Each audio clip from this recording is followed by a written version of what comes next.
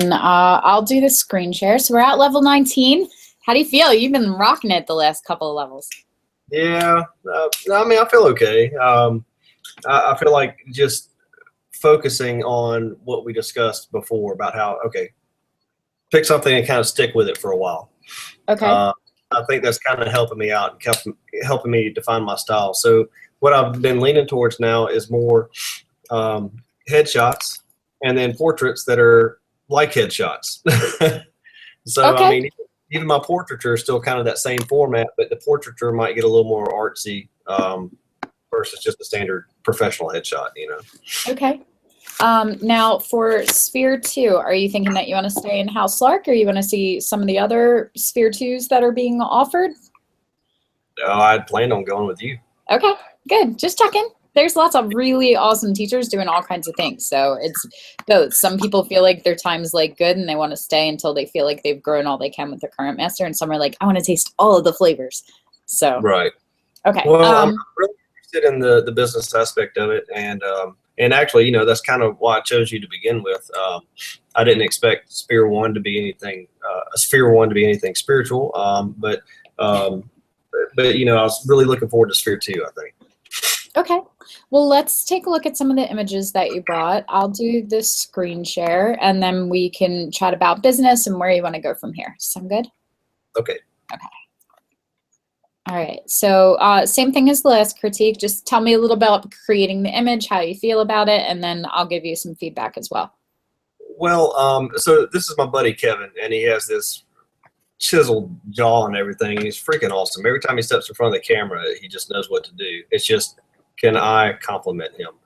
I'm not really happy with this image. It's a step in the right direction, though. So I don't like, there still seems to be some kind of weird color cast going on, or it might be coming off of his shirt or something, but can't quite figure it out. Okay. I'm happier with the lighting. I could have wrapped it around the front a little bit more, I think. But overall, I mean, I'm okay with it. Just okay. Just okay. Yeah, it's a step in the right direction. I'm gonna disagree. I think it's pretty good. I like the lighting on it. I like the color tone. I don't think that you're getting a color cast off of it, and white and gray are good colors to not get that from. If it's a business headshot, which is kind of what it looks like, is something that would be like on LinkedIn or promotional use or even social media. My only thing is that when we start to like look in and zoom in, it actually looks like he's crying, which I think actually makes for a really powerful portrait, but maybe not as much if we're going for friendly, approachable. Right. So I don't know if that's just like, that could be anything from allergies and just the gloss that's catching on the light, but you can especially catch it. What's really giving it away is this little highlight right along the edge of the bottom lid here on both sides. And that it actually looks like it's being accentuated. Did you have a diffuser or a second light that was actually below him? Yeah, there's actually a fill light down there. And with the lighting scheme that I'm kind of going with now for my headshots, I've nixed that. So that won't be an issue going forward. So that might actually just be like the way that the light caught, because the light is catching right on the edge right here. So if we're moving that, but I do think that it gave beautiful light quality to the rest of the face. It's a little bit hot right here on his forehead. I might go in and just select that and tone that down. But I love the hair highlights and the texture that we're getting along his face with the little scruff of the neck, and it's pulling it out and making it very three-dimensional. So I'm okay with you playing with just like a little bit of the position of the light, but I really like the quality of light that you're getting. So I don't want you to, like, it's not changing it, it's just tweaking it just a little bit to move it over. Right. Gotcha. All right, tell me about this one. I kind of like this. This is actually one of the first color portraits that I've done where I feel like I got the skin tone right. And in retouching his face, you know, I left a lot of the so his skin had a lot of texture, so there's lots of shadows going on his face, and I left a lot of that there. I didn't want to. I didn't want it to look overly retouched. Okay. But I really like it, and I don't know if you can tell, but I even brought out like a lot of the highlights in his curls. He's awfully proud of his hair. Okay. But no matter how many times I told him, okay, let's give me a little bit of a smile, this was about as much as I got. He was too cool for that. Okay. There wasn't much I could do. He looked pretty much the same way in every single shot. Was he happy with them? Yeah, he's happy with it, and I guess that's what matters. But and overall, I'm happy with it. But and I would consider this more of a portrait than a corporate headshot or anything. And I think it works well for him and his style. I think it could work for either. It's a good shot. Really, like a well-lit photograph that shows just a hint of the personality can absolutely be used on all your social media and on resumes and everything else. So I don't think it would be a bad one. It's not necessarily what I would be picking to show as potential headshot material if you were going after the corporate world, specifically for business headshots. But I definitely don't think that it would have missed the mark for him specifically. Right. He definitely has that look that goes, this is as close as smiling as you get. Right. But I don't mind it because it looks genuine. So I think if you would have gotten it, it would have looked like cheesy school photo, like smile for the camera, and then you wouldn't have liked him anyway and ended up not using him. Sure. So generally, unless you can get them to genuinely laugh and smile, then the pictures don't usually work because they look forced. The lighting in it's beautiful. I do like the texture and curls in his hair, and that we pulled it out, especially if he's proud of it.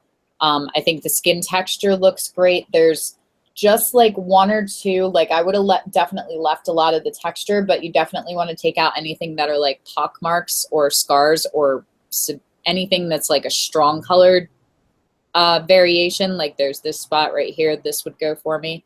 And there's another one down here, but I like that you left all the texture.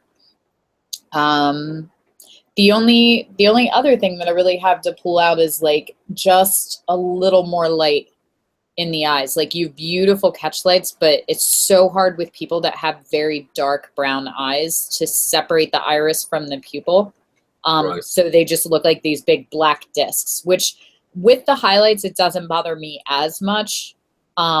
But that's something that I'd like to see you just focus on and practice and just make sure that you're getting just a little bit of color separation between the pupil and the iris. Because if you master that, your images are going to go from really, really good to exceptional.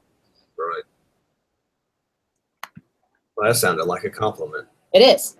It is. Don't tell anyone. All right. Tell me about her. So the previous picture was Joe. This picture is Jasmine, and this is Joe's little sister.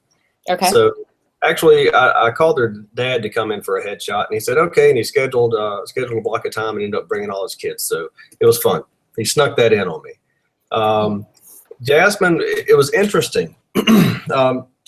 Okay, all little children have these, crooked teeth and big ears, and they look, there might be a period of time where they look kind of odd, but everybody's unique, right? Right. At first, I found myself being a little judgmental with these photos. I was like, oh, this is not symmetrical in this. And then I said, you know what, let me process it, keep an open mind. And it's something I have to force myself to do because I love this picture. I love her ears sticking out like that. There's just something about it to me. Her hair isn't perfect, and I love it because it's her, and her family loves it. So I like it a lot. Yeah, I agree. You'd used a slightly different setup in this one than you did for, was it Joe? Joe, yeah. Okay. Which is giving you the illusion we were talking about, separating the iris, even though we really don't have color difference between the outside and the inside, because you used the 3 light, it created like a light barrier between it that gave you the illusion, which is giving you that pop. So if they're coming in and they have this kind of pigment in their iris where you really can't separate it, this is a great way to pull it out. And if we're looking at the two of them side by side, looking just at the eyes and the quality, look at how much more her eyes pop than his, even though you still have the catch lights. Like they're good here, but they're fantastic there. Right.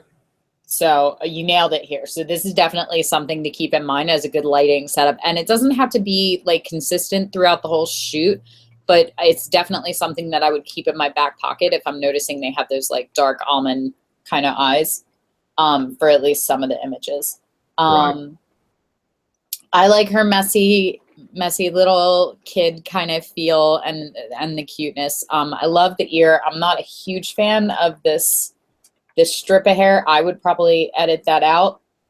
But it's entirely possible I've done that before and then gone back to it because I haven't liked the way it looked after.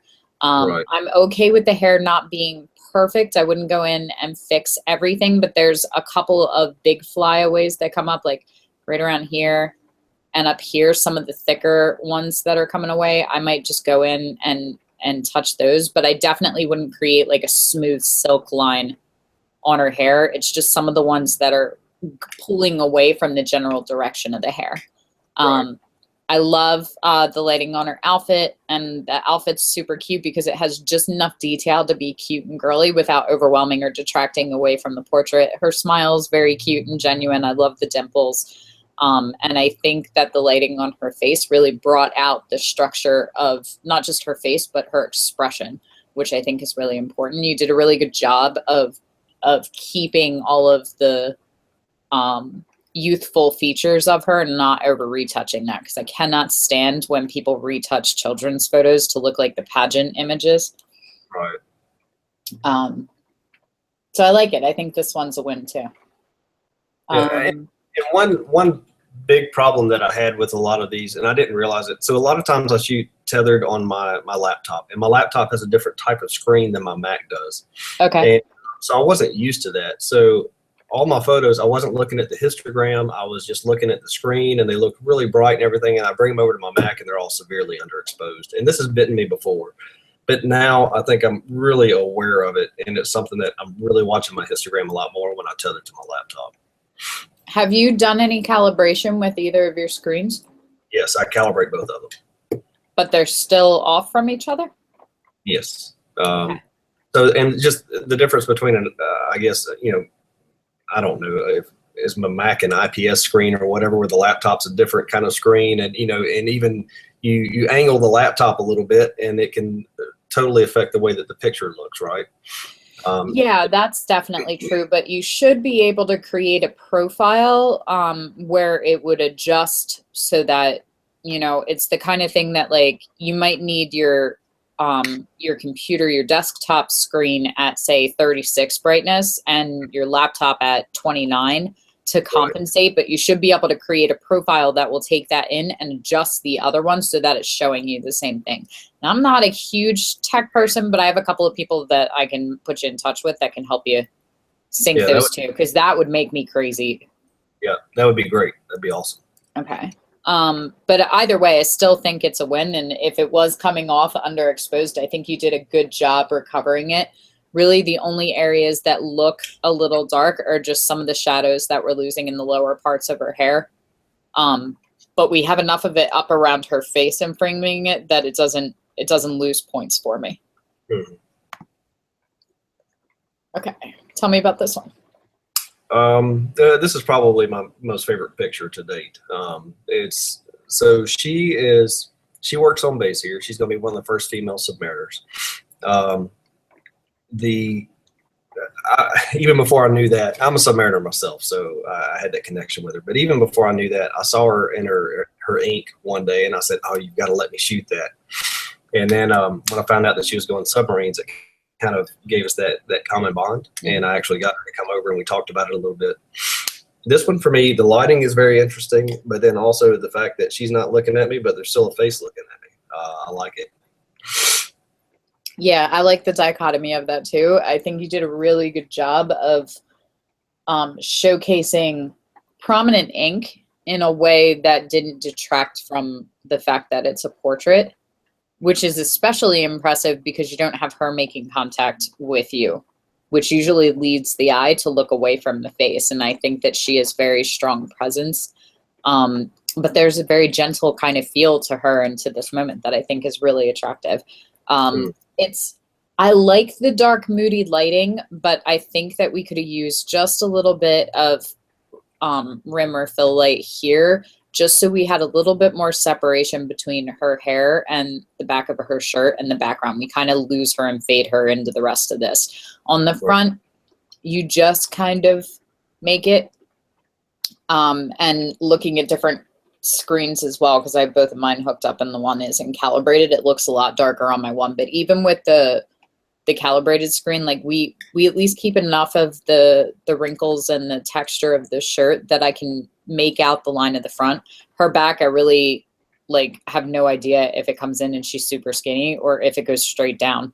So if you can go in and pull that out and just separate the back from the background a little bit, I think that would be good. And that's really the only thing I have to offer as far as room for improvement. It's a beautiful portrait. I love this highlight on her cheek and across the lid of the eye and across the top of the lip. I like that the chain's prominent. I like the art. Like, this is a really good shot. I understand why you like it so much. Yeah, and I've seen that too, where like on my laptop, I can kind of see her belly poking out, but me, because I was there, I realized it's because she's slouching. It's not. Yeah. She's really skinny. She's fit, and her back does curve in right now. She's just really slouching, and yeah, I can understand it. If you can see her belly but you can't see her back, that's going to look odd. Yeah. On my screen right now, I can't see her belly. Okay, tell me about this one. It's a selfie. And after this, a few friends chimed in, and I learned the term steampunk, and I kind of like it. So I don't know. I have the hat. You know, I have my alter ego, Beauregard Moses, and so I got the hat as part of an ensemble for that, and I ordered the the goggles on Amazon just for fun. And one day I was here at home alone, and I set up my lights up against the wall and just started taking selfies, and it was just fun. And it's not in focus where it needs to be.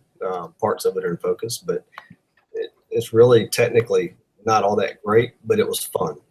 So, and it's a direction I'd like to go in with some of the portraits. It's like, okay, all the portraits don't have to be so serious all the time. And it kind of feeds into, I wish I could find some cosplay folks around here, and really get into that scene and do portraits of people like that. Okay. I think it's very interesting. So I don't know. I kind of like it. I don't like my skin. There's something about my skin that I don't really like. I don't know if it's the color, or maybe I feel like I'm clammy or something. I don't know what it is. Okay, I get that. I think you could probably take that feeling away just by warming it up. There's a lot of blue kind of hues to the skin and undertones of red, but there isn't a lot of yellow coming through. So it's making you look just a little bit pale, but also a little bit flushed at the same time. So that might be as simple as you just going into the color balance and just playing with the yellow, probably particularly in the shadows and the midtones a little bit, and just touching them up towards a warmer tint might help take some of that off. Okay. But I'm seeing a lot of blues and grays in the shadows that are definitely cooler. It's always really hard when you're working with hats and brims because you get the shadow cast from that. So if we could go and pull out just a little bit, I think I'd really like to see this brim continued, and we kind of lose the top of the glasses into the shadow of the brim. Right. But you're almost there because you have this highlight that comes here, so I can follow it here. It's specifically this one. I just want to pull it up just a little higher to finish the circle and separate it, and maybe pull a little more of the shadows right here across the bridge of your nose just to create some separation from this. Right. Here. I love the texture. If it's not tack sharp, I think enough of what's important is sharp, or you sharpened it enough that nobody's going to notice unless you maybe print it and put it in competition. But as far as being online and people seeing it, I don't think anybody's going to be like, oh, that's fuzzy or out of focus. It looks fine to me. I love the facial hair. I love the highlights and the shadows in that, and how that kind of lends to the character that you're playing. I love the expression and the emotive quality that we're getting for that, and that's accentuated by the costuming. I think it all works. I don't have too much negative critique for it. The lighting's good, the expression's awesome, and the costuming's great. I think you nailed it. I would love to see more of this kind of work from you. Okay. Now I'm trying to really get into the artsy scene around here. You know, there's some theater groups and stuff like that, but they don't really have any type of formal costuming or anything, and it's kind of disappointing. So I just think I need to find the right group of folks to kind of hang around and get into some scene. Yes, but I wouldn't be closed-minded about what the right group of folks looks like, because most of the people that come and play dress up and do stuff for my personal projects, they're ordinary people. They don't do it, you know, on the regular. They don't do it as like a hobby where they go out and do cosplay. They're not in theater or costuming. Like, we get together and do it, and they have more fun doing it because they don't get to do it all the time, you know? Like, we kind of start getting it beat into our heads that it's time to grow up and get a job, and we stop playing make-believe at a very early age. It's fun for a lot of people to go do that, especially when they don't get to do it all the time. So, you might be able to make connections with costume shops and even Halloween places. Thrift stores are a great place to go find amazing costuming and things like that, and Amazon. And you know, it depends on how you want to do it and what you want to do. Because for me, even with boudoir, when I started, I knew that I wanted a collection of different boudoir and gowns and shoes. And so like every session that I booked, I just took a percentage of that and put it into like a go spend me file that I would go out and I would buy shoes. And whether I was like going to the store or looking online, like I would find the things that I wanted to shoot people in and add them. And then I had them in my portfolio anytime they work with any of my clients. Right. So you can definitely look at doing something like that, or you can work on a concept. And a lot of times, like most of my clients, even for boudoir, they'll go out and buy special lingerie, even if they have a whole bunch of it, because it's for a photo shoot now. So we'll look at different outfits and they'll put together inspiration boards and go, I want to do this. And you'll go, great, here's what I found. What do you think about these things? And they'll go spend it in their money to have it. And then they have it next year for Halloween or for the next time they do an event, or just to have in their closet. A lot of times my clients will do things like that, and then they donate the gowns and stuff and jewelry and stuff to the studio later when they don't use it anymore. So it doesn't necessarily have to be like a certain type of people for you to do that kind of photography. Okay, gotcha. So you passed with flying colors. I knew that you would. We're going into sphere 2. So what next? What is it that you would like to focus on, and what's your ambition? Well, for me, it's kind of the business side of it. I kind of like where I am right now and what I'm focusing on.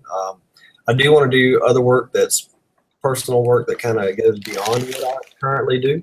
Okay. But I really feel like I need to build a good body of work doing kind of like the close crop stuff. And I like that emotional connection with the eyes and everything. And being in close kind of helps that. As soon as I just did a photo shoot before we got in here, and as soon as I back up a little bit and start including more of the body, I feel like I lose a lot of my mojo, and that's just something I need to work on. But I feel like I'm going to keep focusing photographically on what I've been doing and just keep getting that better, and try to build a business. I've made exactly $50. Okay. Everybody starts at that. That's how much I made my first session. No, I mean exactly $50, not a session. So it's kind of, and I didn't even want to take that. I tried to give it back to the guy, and I said, no, I don't want to take your money because then you're going to think I'm only worth $50. And he said, got to keep it. So, I really do want to start. I got to get people in here and do more headshots and stuff like that, and build that body of work so I have something to show somebody. I think your body of work is fine now. Everything that you showed me today is charge worthy. Okay. So one of the things that we're going to have to work on is not necessarily your portfolio or your understanding of how to run a business, but the fact that it's probably poor business practice if you want to make a business to hand money back when people are trying to pay you. Don't do that. and that it's going to be hard for you to make more than $50 if you don't start asking for money. Right. You know, so if you're willing to shoot for free, I guarantee you people are willing to be shot for free. Nobody fights me when I say, can I shoot you for free? Nobody's like, no, please, I would love to give you $3,000.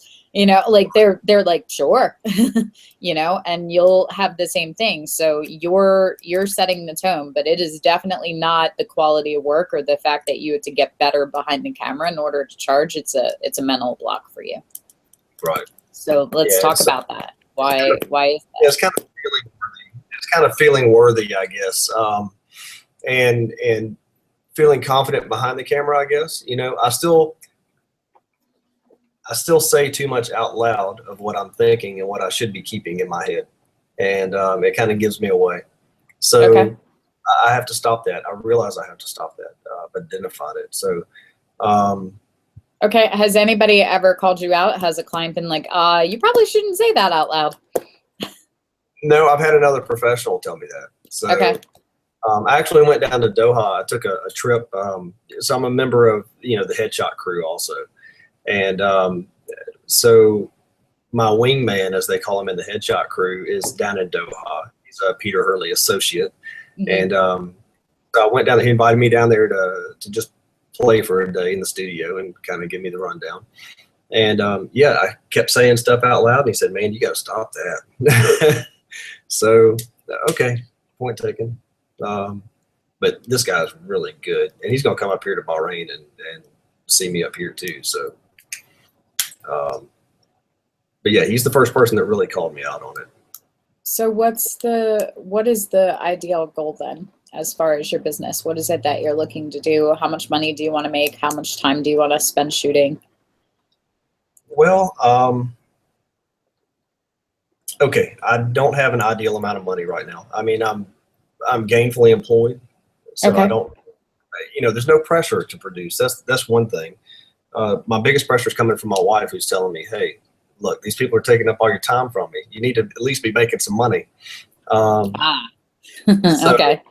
And that's a lot of pressure, but I think getting more people in here is going to be is key. And I just made a good connection today. The guy that came over to shoot with me today, he's a Navy guy on base. And he said, hey, I'd like to kind of be your assistant for a while and learn. And I said, hey, that's great.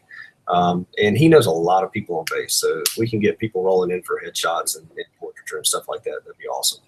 Well, you don't necessarily need to have a lot of people, and that depends on how you structure your business. Because I can have people pay $3,000 a session and have one person a month, or I can have people pay $1,000 and have 3 people a month.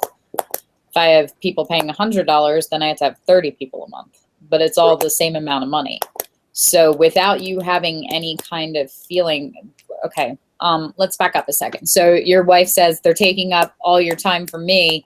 At least make some money for it so I feel better about it. So if that's the case, then, and she's right in the fact that you're good enough to get paid, but if that's the case, then is that the only thing that's motivating you to turn it into a business? Because it's totally okay for people to have hobbies. It's okay for you to do this just because you like doing it. If you like your job and you have good income and you don't need it,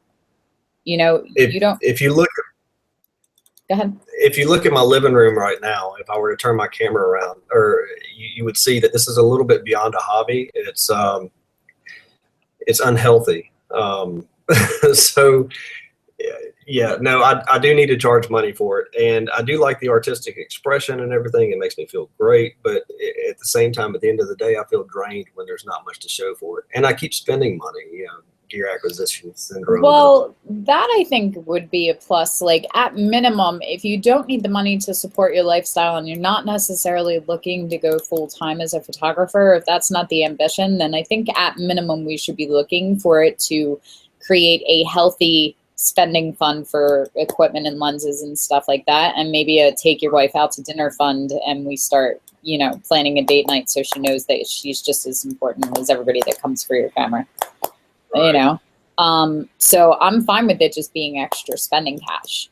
My business was that way for the first year or two that I was in. Everything I made was just gravy. My husband's income supported what we did. until I started making more money than him. So it's totally fine to do that. But my problem is with you going, I don't need a specific amount of money. You don't know where you're going. Yep. So it's hard for people because people are taught that it's like, it's rude to talk about how much money you make, which is why I always do it, just to make people uncomfortable and to break that stigma. But essentially you're saying, I want to be in business, which is like saying, oh, you know, I'd really like to go visit America when you're in like Australia. Well, America's a very big place. So, you know, are we talking New York? Or are we talking LA? Are we talking Texas? Like, where are we going, you know, specifically? And even if you said, oh, I'm coming to Pennsylvania, you know, okay, well, that's a 7-hour drive across the state. So are we talking Pittsburgh or are we talking Philadelphia? Are you coming to see me or are you going up to Erie to see the Great Lakes? Like, you know, so when you go, can you help me? Can you give me directions? Well, where are you trying to go? America. You know, that's the look that I have for you right now, is about the same as you would get, you know, or Pennsylvania, you know, like, you know, I can get you in the general area, but the more specific you get about your goals, the easier it's going to be to plan the route for you to get there. Right.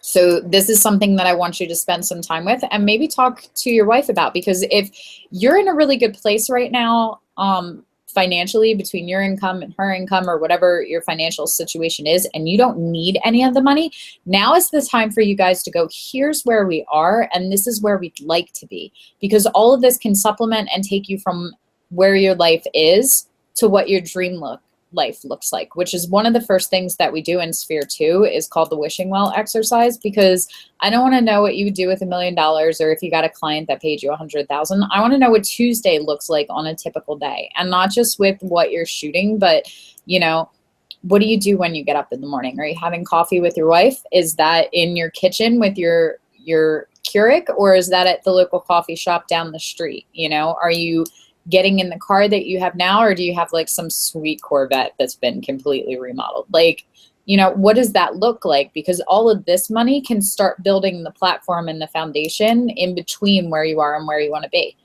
Right. You know, and for some people, like I have people that are in Sphere 2 that were like, when I get out of my bedroom and hop on my private jet. And I have other people that are like, I hop in my Subaru and go down to the local grocery store. So, you know, some people have like really big aspirations and in where they want to be, and other people are like really happy with where they are in life and are just looking to make little changes and pay things off. But you know, I'm pretty sure that there's nobody that I would cross on the street that wouldn't let me add another $10,000 to their bank account right now. Right.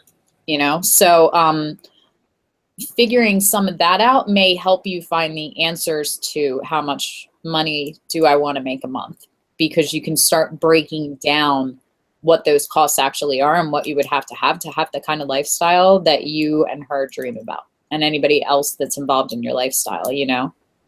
Right. So, but it's going to be hard. We can't build the business side if you don't have answers to the business questions. Yep. I totally understand. It's just one of those things that it's, you know, not being a professional in the industry, and it's difficult for me to wrap my head around telling somebody, well, no, I'm going to have to charge you X to just walk into the door. You know, I've not done this all my life.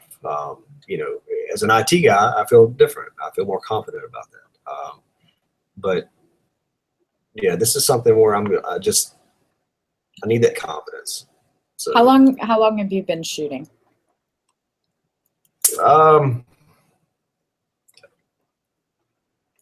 I'd say maybe about 1.5 years, really.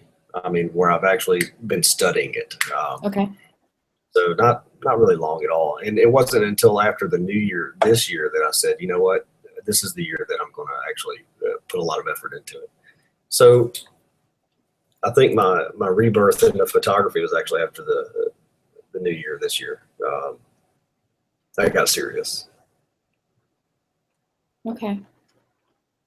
So if it's not necessarily the money amount based, then what is it that you do know about wanting to be in business? What is it that you want to be able to say? If I can snap my little fairy godmother photography wings, and puts you exactly where you want to be at level 30 when you walk out, what is it that that looks like to you? I guess really just in our local area here, just to be recognized as somebody that, you know, people want to call me up and say, hey, I want to shoot with you. And it'd be awesome if money never even came into the conversation, but I knew I was going to get paid, you know. I don't want people to worry about it. Is it going to cost too much? You know, if they really like what I do, you know, I want them to know, hey, no matter what it costs, you know, yeah, we'll do it.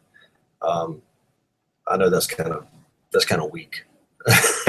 I don't think it's weak at all. I just think, you know, that can be a really good thing. Like not everybody can come in and afford a $3,000 price tag to, let's face it, I take pictures of people in their underwear. Like of all the realms of industry you can be in, photography is not one that's supporting your ability to live. It's not shelter, it's not food, it's not nourishment. If we're going to go along the route of they're important for the sake of preserving history and capturing moments and confidence in whatever kind of plan we want to make, of all the genres of photography, I am probably the most frivolous expense that you can have. Like how many pictures of yourself in a G-string do you really need in your life? You know, so when I ask people to make a car payment or a house payment in order to have pictures, that's a tall order. At the same time, though, it's very easy for me to make that affordable for everyone because of the way that I price. So not everyone can come in. There's months where I couldn't come in and drop $3,000 on pictures, you know, because the car breaks down, or you have student loans, or, you know, the mortgage is tight, or you're spending money on other things, or it's Christmas, or, you know, whatever the cost may be, or their current lifestyle just never allows for them to have an extra $3,000 of disposable income or an extra $1,000, you know. But it's very easy for me to sit down with them and go, that's not a problem. What can you afford? Because we'll just take it out in a payment plan.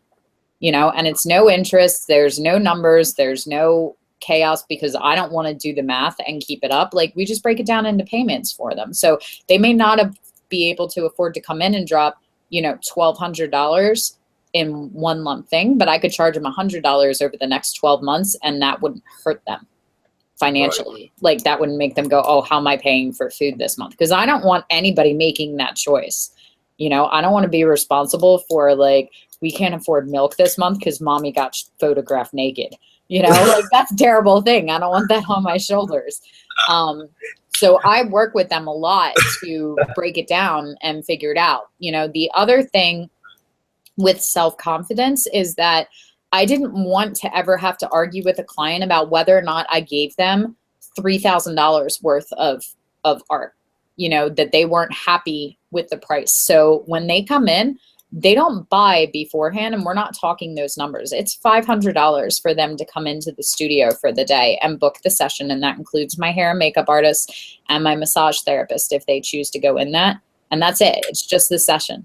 That day, we'll go downstairs after the session and go into my presentation room and we'll look at all the photos. And if they want, they can pick an 11x14 matted and framed. It's beautiful for that $500 of their favorite image for the day and walk out. They don't have to spend a dime. So they're only investing that money if they love the photos and want them. They go and choose, and we look at them all and they make the choice of which ones they think are worth dipping into their pocketbook or their wallet for.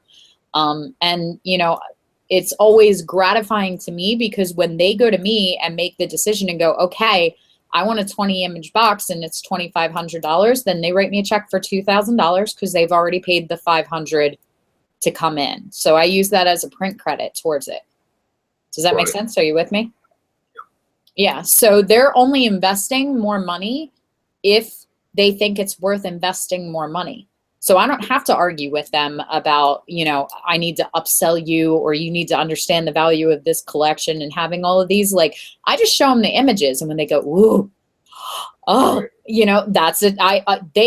They're hearing themselves like gasping, and I'm hearing ka-ching, ka-ching, ka-ching. Everyone, you know, like when they don't say anything, when they're like, oh, that's nice. I'm like, yeah, I made money. When they go, oh, that's when I'm like, 20 image box coming up. Like, you know, and then we go through, and it's that simple for me to just go through, check mark and flag the ones they like, and just say, okay, you picked 23 images. Would you like to get rid of these 3 so we can go down to a 20 image box?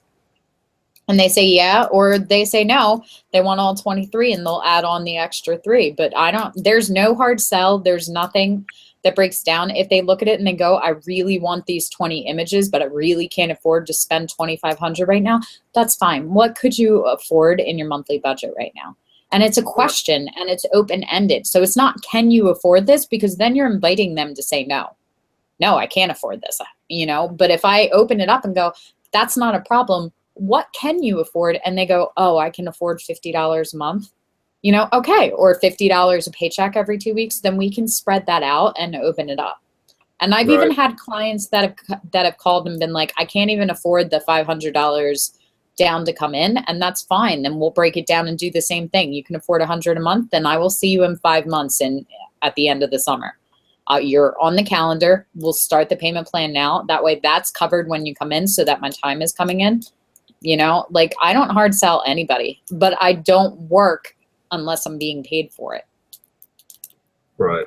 You know, so that's going to be the hardest thing for you, I think, is not picking up your camera for free. Yeah, it's tough. But again, I recognize the need to change this, because like, okay, I went and shot somebody last week, and I uploaded everything, said, okay, go through, like your favorites. And she liked over 200 of them, said, oh, I can't wait to see all of them. And I said, well, you're not going to see all of them. You know, that's not going to happen. It absolutely will happen for the right price. If the shoe wants to give you whatever you decide, I mean, even at $10 an image, if you're doing just basic retouching like color correction, that's $2,000 right there. Yeah, well, and if she really likes them, but that's the trade-off, is that when you go, okay, well, it's $10 an image for basic retouching and $100 if you want like the full service for a fine art image, she's going to quickly cut out another 50 to 100 of those images, because now there's something on her end. But it should always be an equal exchange. So I'm totally fine with the fact that you love shooting and that you don't need to make money.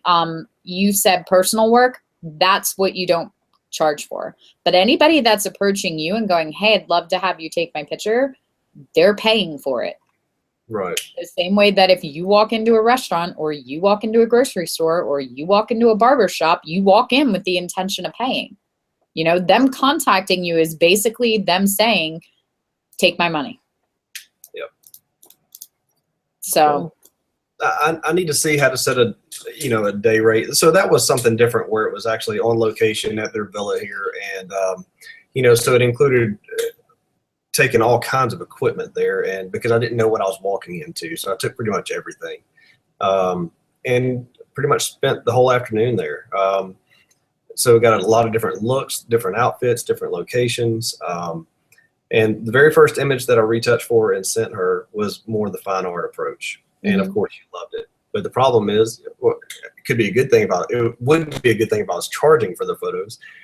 As soon as she sees that, she says, oh, I want more of that. She really loved it. And the photos actually turned out to be pretty popular. But normally what I do in studio, it's just a portrait. There's not much variation that you can get out of just a standard portrait. Very little. I might get 4 or 5 decent images out of a standard studio session. okay.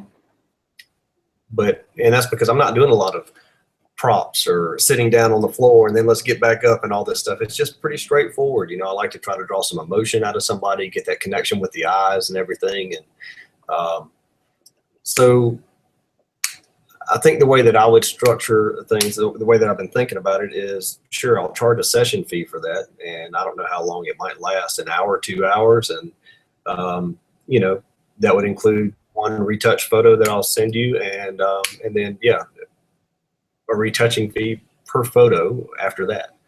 But I think it's important that for that first photo that I give them, I choose that, because that's kind of where I draw my inspiration from. I don't retouch all my photos the same way. So I look at the image and see how it's inspiring me to see how I want to retouch it. And that first retouch might take me a few hours because I'm sitting there mulling it over, thinking about what to do. So like the photo of Bruna this last weekend, it took me 3 hours to do that. Okay. But now I know what direction I'm heading in with those. So I can go back and look at my layers and see, okay, the next one might only take an hour. But yeah, I think a sitting fee with one portrait and then charging for additional portraits. I think that's kind of how I'm going to have to go with it. I just need to figure out what I'm going to charge for the sitting fee.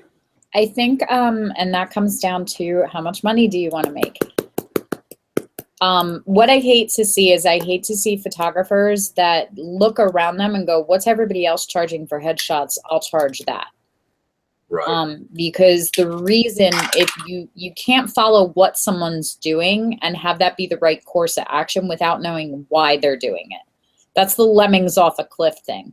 Like, if all your friends were jumping off a bridge, would you do it? Yeah, I would, because they're my friends and I'm going with them. Well, all your friends neglected to tell you that they have parachutes and you don't, because you're an idiot and you didn't know what they were doing.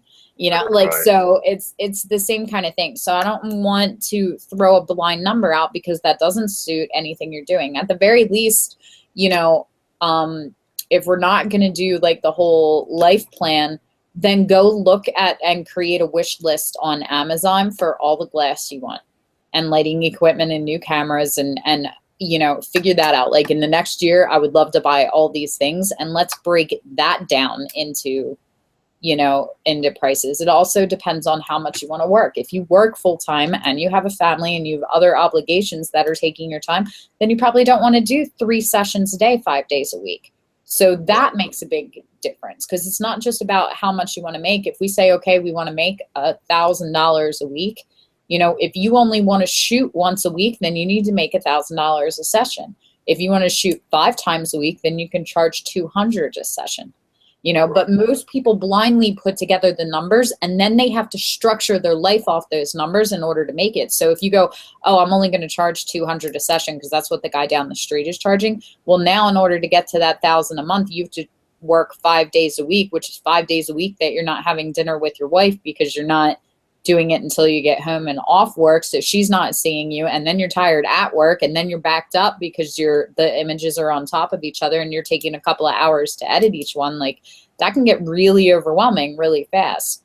So it's got to be the other way in order for it to suit you so that you don't burn out. You got to start at the end result and back plan from there, Yep. Now you can do it a couple of different ways. Like if the money is not something that's in your head, then at least put some numbers together as far as, this is how often I would like to shoot. This is how long it takes me to retouch. On average, they're picking 20 to 30 images, which is going to take me 3 days to retouch. So I can probably only do 2 sessions a week without them piling up on top of each other.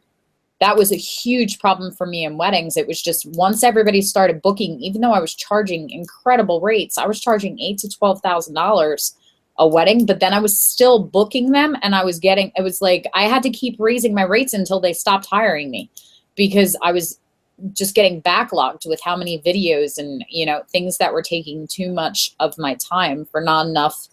Even if it was enough profit, like I was happy with the amount of money I was making. I was making great money. My husband wanted to kill me when I said I was going to quit weddings.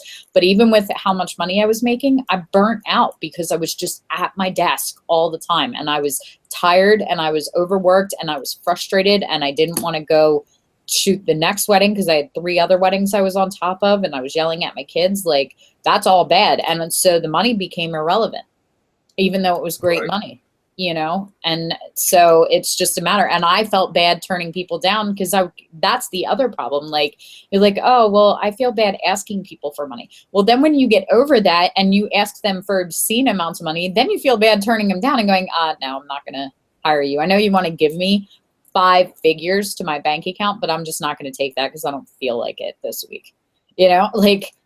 So there's the other side of it too. So you have to take in both accounts to find the balance, which isn't necessarily a level playing field, but it's just this is how much time I spend at my job, and this is how much time I'd like to spend with my family. And it can be little things like, I will never do critiques on Wednesdays because my son has baseball games and it's more important for me to be there than to talk to you, you know, and I love you all very much, but I can love you and talk to you on Friday, you know? So it's like, it's those little things that come into play, you know, and some of them are obligatory, like whatever time you work for your main job is what time you work. So you won't be taking sessions in. So those are some of the things that you're going to have to look over the next couple of days and kind of figure out like where you fall on the spectrum. And that'll at least get you started as far as like what you want to do. Because if you're like, oh, I'm thinking $50 or $100, if you're only doing one session a week, then you're making $200. Is that going to be enough to make it worth it for you? You know? So that'll at least help you kind of offset. And then you build the collection and the service and the package around the money. So if you tell me you want to make $1,000 a session, then all we have to do is translate that value. So people go, oh yeah, that's worth $1,000, you know? And if it comes out to $100, then that's much easier to translate the value. Right. You know, but it's got to be fulfilling for you, or you will burn out regardless of how much money you're making or how often you're working. Right.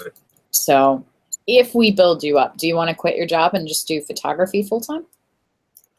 I think it would be cool, but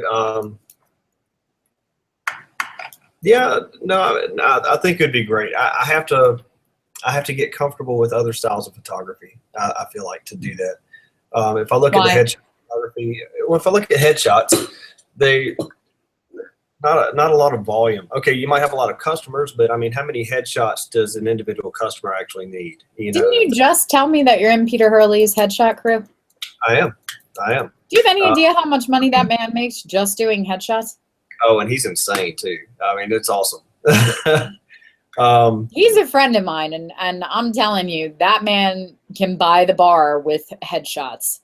Yeah. And nothing but. So don't feel obligated. That's a lie that you're telling yourself, that you have to do other genres in order to make money. I don't do anything but take pictures of women in their underwear. That's all I do now. That sounds like a lot of fun too. I mean, but you can, I know plenty of photographers. I know plenty of pros that the only source of income is their photography. And I know people that do it with senior portraits, and people that do it with children's photos, and people that do it with families, and people that do it with boudoir, and people that do it with pet photography. Like, I have somebody in every genre, you know, so you don't have to, I would not explore other genres that don't immediately speak to you. Right. You know, like I went out last week with Alan Shapiro for flower photography because I love the work he does, and I didn't understand how he was doing it, and I wanted to go observe. That will be a hobby for me, I think.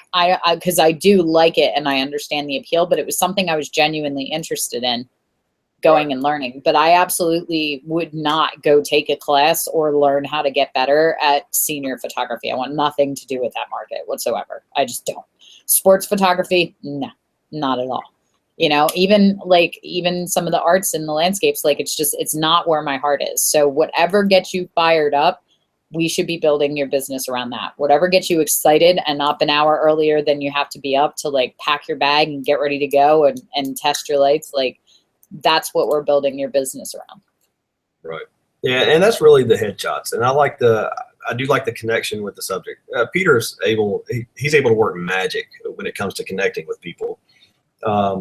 I'm a little more subdued, and I was kind of beating myself up about that. And I'm a little more shy than Peter is. I don't think there are many people that aren't more shy than Peter is. But then I went down and saw my wingman down in Doha, and he's kind of like me. He's kind of subdued, but he's able to connect with the customer, with the client in a different way than Peter does, right? And I saw that, okay, it's not all about this big boisterous personality. No, it's not. So he's helping me out a lot. I think my relationship with him is going to be a good one for the headshot business. You should absolutely be exactly who you are, because I love Peter to death, and him and I have very similar personalities. There are some people that do not want to be shot by either one of us because we're so loud and in your face, and we tease and we have fun, and that makes other people that don't have that kind of personality uncomfortable in front of the lens. Like there are some people that are like, I would never want to be shot by Peter Hurley. And there's plenty of people that come in and are like, I do not want to be photographed by JLark. You know, same thing, like all the different masters in the Arcanum, like people are like, oh, well, I heard she makes her apprentices cry. Like there's a lot of people that I am the last master in the Arcanum that they want to be in that, you know, in that cohort and endure what you guys endure, you know. And for other people, they're like, I don't want anybody but her, you know. So when you're trying to fit what you think the ideology is, you're really getting away from who you actually are, because yes, you'll have the people that are like, I really kind of want someone more extroverted and outgoing and boisterous.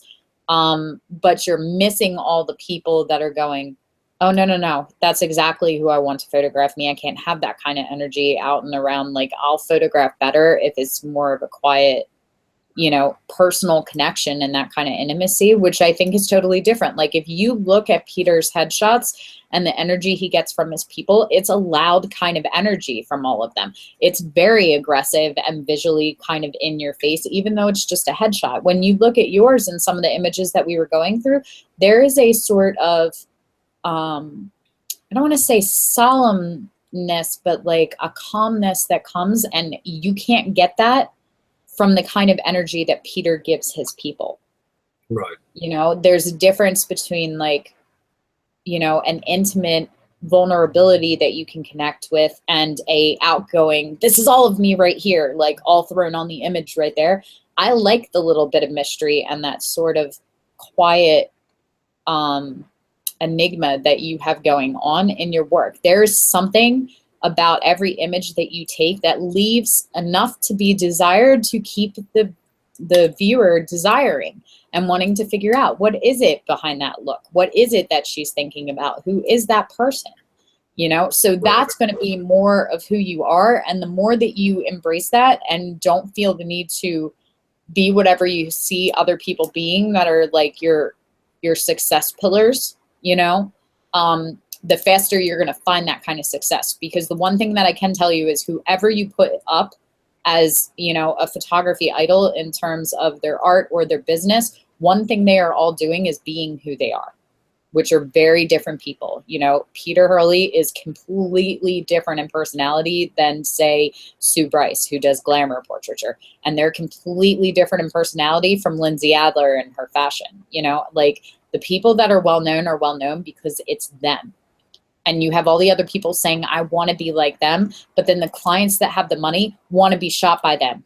You know, like even his, you know, his wingmen and his like A-listers that are underneath him. If I have the money to spend, I'm spending it on Peter. I don't want to be shot by you. I don't want to be shot by your mentor. I don't want to be shot by their mentor. I want to be shot by Peter. And the only way to have that is to not be like any of them and to be like yourself, so they can go, no, I really just want to be shot by Lee. Yeah. Gotcha. So I can't, I can graduate you, but I can't pull you into Sphere 2 just yet until we get a little more clarity on what you're looking to do, because I don't think I can build you a sphere yet. Okay. So you'll have homework, and then when you're done your homework, then you can come in and then we can talk about it. So the way Sphere 2 works is we usually do either at level 19 or we'll do another hangout.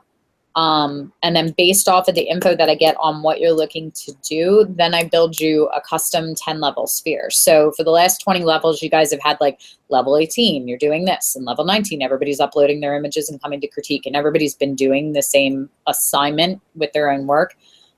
Nobody in Sphere 2 is doing the same assignments. Everybody has their own work going on based on what they're trying to accomplish. So Foundation Sphere and Sphere 1 is just the trunk. Now we're all branching out into different directions. We can absolutely be focused on business. I can invite you into Sphere 2. You can come and you can join and you can see. I'd say the wishing well exercise will help you sort of clarify a little bit.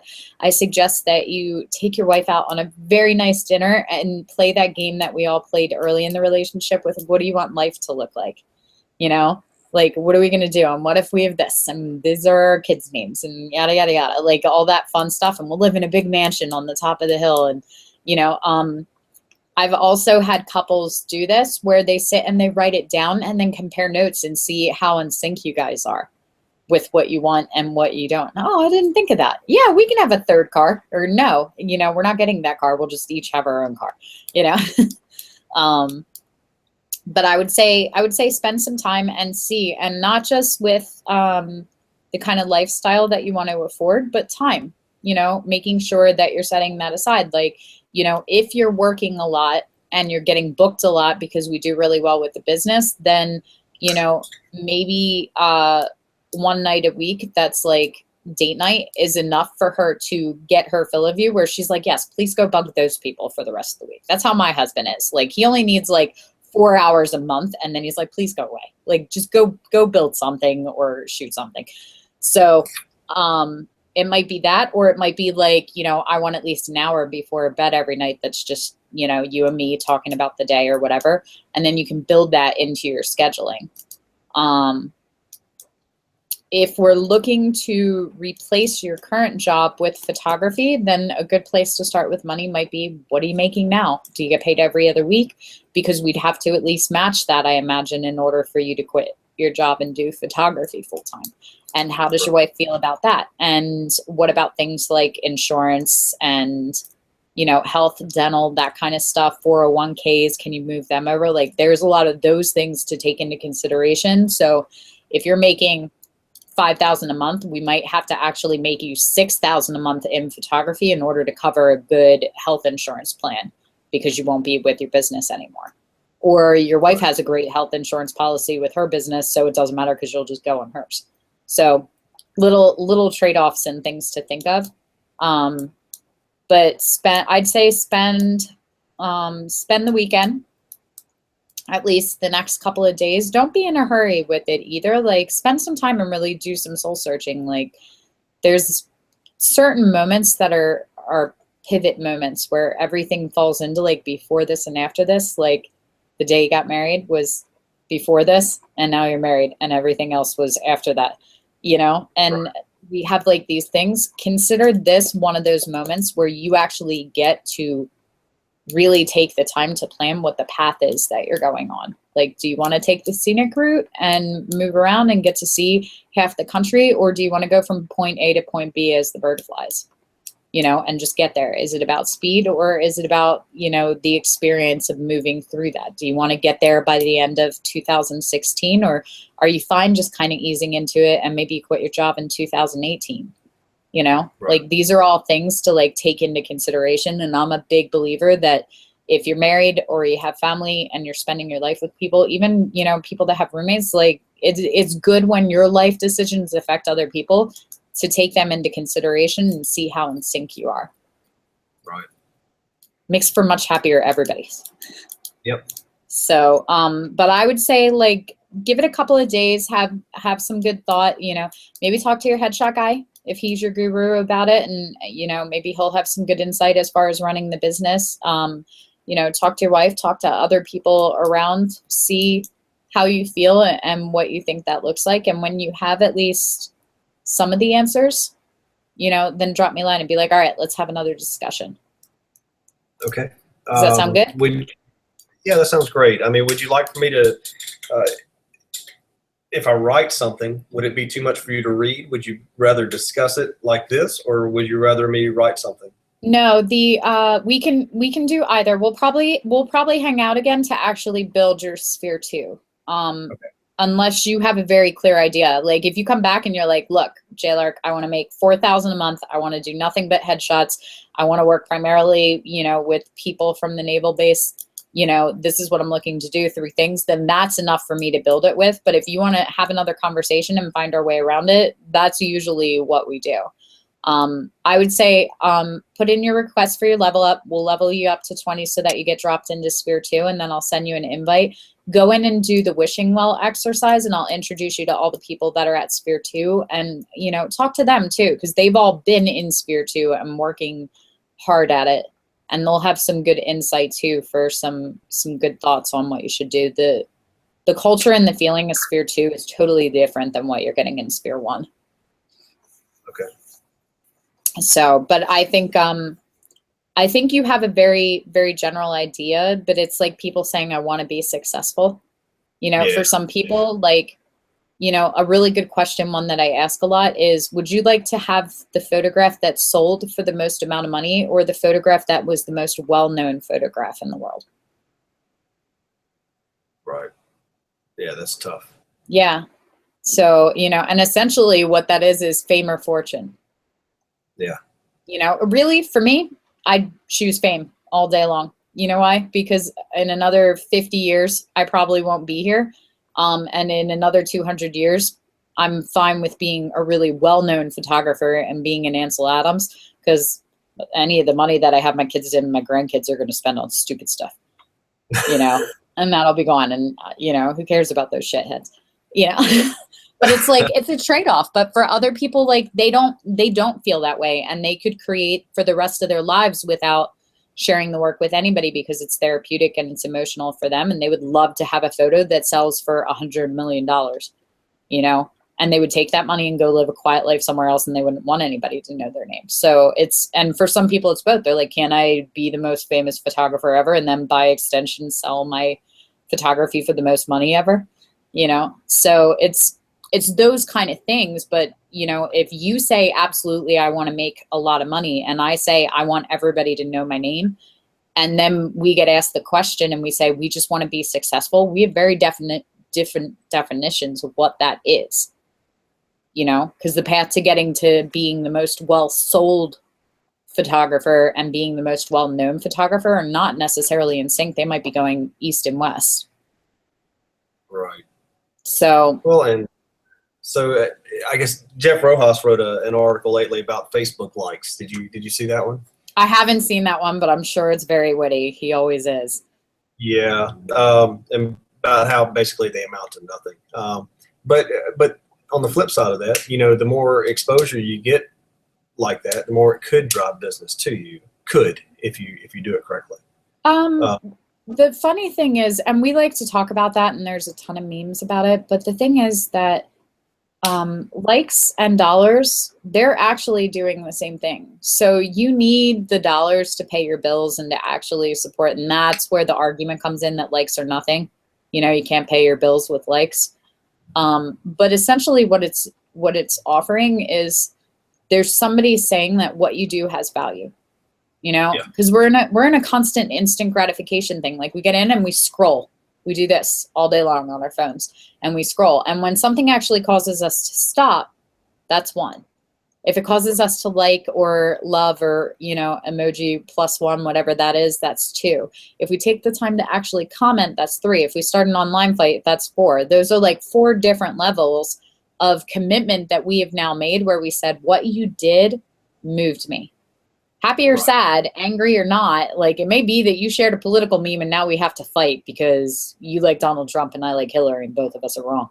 And, you know, but whatever it is, like, if it causes a reaction, and especially in the terms of positivity with the likes and the comments and the pluses, you know, all that is validation that what we're doing has value and is affecting the people around us, which is why most of us get into it to begin with. The money usually comes later. It starts for almost everyone as a hobby, as something that we're doing to share with the world, because you don't get complimented for all the ordinary stuff. Nobody writes on my wall and goes, hey, I bet you did laundry today. Good job, Jess. You know, I saw the way you cleaned those countertops and fed your kids today. Gold star for you. But I put a picture up and there's thousands of people that are interacting with something that I'm doing and that are impressed by that, and that adds value. So that's why people are attracted to likes and think about that. And then the other thing is that we always operate in a group mindset. We tend to run in packs. So when we go and we go, oh, this is interesting, and then we see that 100,000 other people also said, this is interesting enough that I want to like it so that I follow it and get updates, then we go, oh yeah, I got to follow this one, you know? Yeah. But a lot of it's psychology too, and they don't realize. Like, for me, more than half my likes on my fan page are nothing. People are like, oh, I wish I could get to, you know, 25,000 likes, you know, and, you know, when I get to 250,000, they'll be like, oh, 250,000 likes. I want to be like you. But if you look at the insights, like, 80% of my followers are men between the ages of 21 and 35. There's nothing about my photographic quality that has drawn them to my page. There's no potential for me to make money from them. And even if they ask, I don't want to shoot them in thigh highs. You know, like they're there for totally different reasons. So all those likes and all of that, oh, you're so successful, is totally irrelevant. You know, I mean, I guess it's good because they all want to like add me to spank bank material, but that's not making me money or helping my business thrive at all. You know, so it doesn't do anything, you know, but it creates the illusion of success, which is funny. It actually is detrimental at this point because it's really hard for me to get stuff on my fan page out to people that are actually in my target market. I'd take 500 people on my list that were, you know, my diehard fans. You need like, there's a book called The First 1000. Like you need 1,000 diehard evangelist kind of fans in order to be successful. And it's really hard to get to them when you're trying to move through 25,000 or 125,000 people, you know? So, but yeah, I think for you, just spending some time and helping define for yourself, like what a successful business is going to look like for you and what the definition of that is and what you want to accomplish, you know? And, if you really get stuck, ask your wife, because we're women and we're opinionated, and she'll have all kinds of answers for you if you can't find your own. Yeah. And unfortunately, I mean, okay, if I were living in the States, it would be easier for me to say, well, this is my income. Let's try to replace that. Living over here, it's what we do over here, and our compensation is not real life. So it's difficult to look at what I make now and say, well, I need to make that. That's not really doable unless I can sell a picture of a potato for $1 million. You know, it's going to be really tough to look at it from that angle. I just have to look at it. Really, I know for a matter of fact, I'm not looking to quit what I'm doing now for work. Okay. But I would like supplemental income. That's definitely it. So it's just defining how much supplemental income I want. Okay. Would I like to do it full time one day? Yes, but I'm not going to. I'd have to really love what I was doing. I mean, like really love and feel passionate and drawn to. There have to be a cause for me to leave the job that I have now, because it's a good job and people don't turn them down, and not in today's market. You know, are you happy and really passionate about the job that you're in right now? No, not at all. Not at all. I love creating and producing somebody for something that makes them say, wow, you know, that's me. You know, I love it. Now, my contract here is finished in 3 years and it goes up for bid. Well, when it goes up for bid, if another company undercuts us and wins it, then yeah, that could change everything. You know, hey, now it's time for me to pack my bags and move back to the U.S. and I'm going to be back to real salary. And are you guys okay moving back to the U.S.? Are you like just nomads, or what's the idea? So I've lived in the Middle East since 2000. I've tried to repatriate myself twice, and it's been a miserable experience. I've come back overseas both times. So, okay. And my wife isn't from the States, so she's kind of the same way. But then again, you know, if we could live close to my hometown next to the Gulf of Mexico, then that might be a game changer. You know, it'd be different than living in Birmingham and trying to commute to the city every day and putting up with that BS. So nobody wants to do that. I think that you should consider, especially if you're open to moving back to the U.S., if you feel like the financial climate there doesn't lend itself to doing it full time, then looking at the possibility of giving up your contract and moving back in 3 years and planning for that would definitely be a possibility. Because I know that with the style of artistry that you are producing right now and the kind of training that you're getting both in the headshot crew, you know, it's the art is ready. It's just the business, but you could very easily make that kind of money here doing this. You can. I know plenty of people that do it, from California to Pennsylvania to Texas to freaking Canada. Like, you know, you can. It's that simple. And I'm fine with you having a good job as long as you're not miserable in it, because the thing is that the money comes and goes, and one, we always need a lot less than we think we do. But time is something that you're not getting back. And the thing that takes up most of our adult lives is our jobs.